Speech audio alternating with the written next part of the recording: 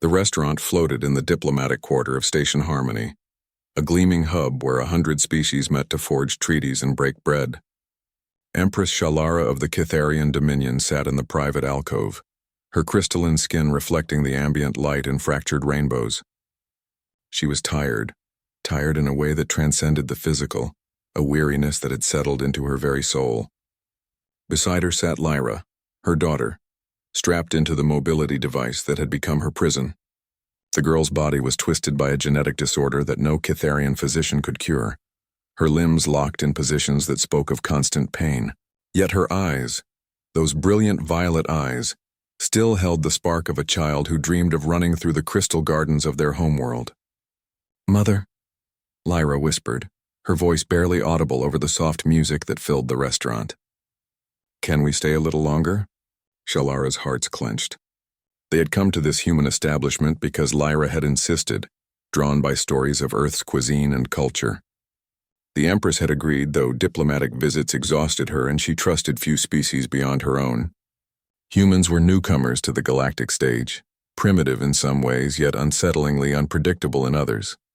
"Of course, little star," Shalara replied, stroking her daughter's silver hair. A human male approached their table, carrying a tray with practiced ease. Evan Brooks was unremarkable by human standards. Average height, brown hair, a genuine smile that crinkled the corners of his eyes. He wore the simple uniform of the restaurant staff, yet something about his demeanor set him apart.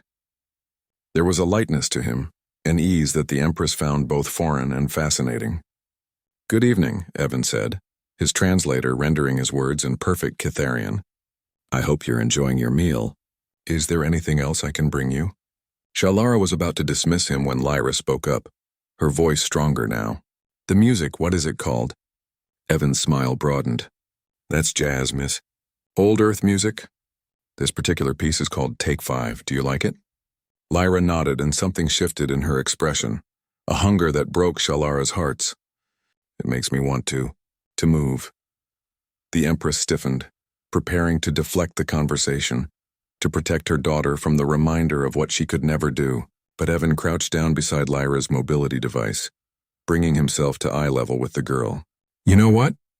he said softly. "Music isn't just for people who can walk. It's for everyone. Would you like to dance?" Shalara opened her mouth to object, but Lyra's gasp of joy silenced her. "How?" Evan stood and looked at the Empress, his eyes asking permission. Shalara found herself nodding, though every instinct screamed caution. Humans were unpredictable. They could be dangerous. But she saw no threat in this man's eyes, only kindness. With careful hands, Evan released the locks on Lyra's mobility device and gently lifted the girl into his arms. She weighed almost nothing, her fragile body fitting easily against his chest. The Empress rose halfway from her seat, ready to intervene, but Evan moved with such careful confidence that she hesitated. And then he began to dance. It wasn't the formal, rigid movements of Kitharian ceremonial dances. It was free, improvised, swaying to the rhythm of the jazz quartet playing in the corner. Evan held Lyra securely, supporting her weight entirely while moving his feet in simple steps. He spun slowly, dipped gently, all while keeping up a stream of encouraging words. "Feel that rhythm? That's a 5/4 time signature, super unusual.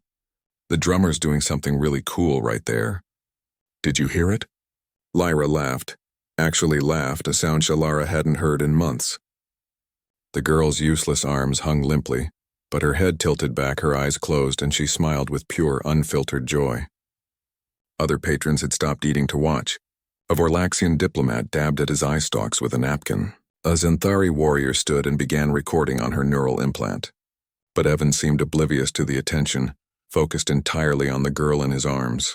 Shalara felt something crack inside her chest, the armor she'd built around her heart over decades of rule, of loss, of watching her daughter suffer.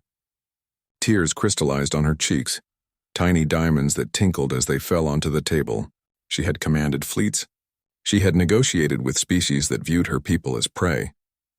She had signed death warrants and peace treaties with the same hand.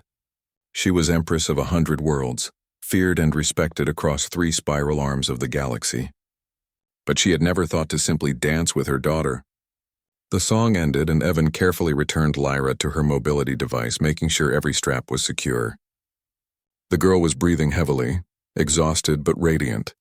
"Thank you," Lyra whispered. "That was the most wonderful thing anyone has ever done for me." Evan knelt again, his smile gentle. "Anytime, miss. You've got great rhythm. If you ever want to dance again, you know where to find me." He stood and nodded respectfully to the Empress before moving to attend to another table, as if he hadn't just shattered and rebuilt her entire world view. Shalara sat in silence for a long moment, watching her daughter's joyful expression. Finally, she signaled to her personal aide, who materialized from the shadows. "Contact our medical research division," she said quietly. "I want a full review of human adaptive technologies, their approaches to disability care, and their cultural perspectives on inclusivity. I want human medical consultants brought to the palace. I want exchange programs established immediately." The aide blinked in surprise but bowed. "Yes, Your Radiance." Shalara turned back to Lyra, who was humming the jazz melody, her fingers twitching in an attempt to mimic the rhythm. The Empress reached out and took her daughter's hand. "We're going to change things, little star," she said softly.